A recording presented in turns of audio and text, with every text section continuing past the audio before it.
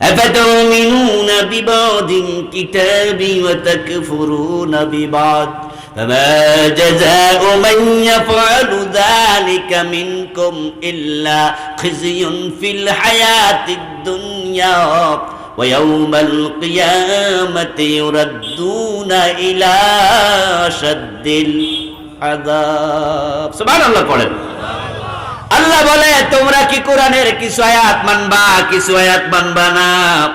এমনটা যারা করবা দুনিয়ায় লাঞ্ছিত করা হবে, মরার পরে জাহান্নামে ফেলে দেয়া হবে। আজকে তাম দুনিয়াতে পুরা কোরআন কেউ মানে না।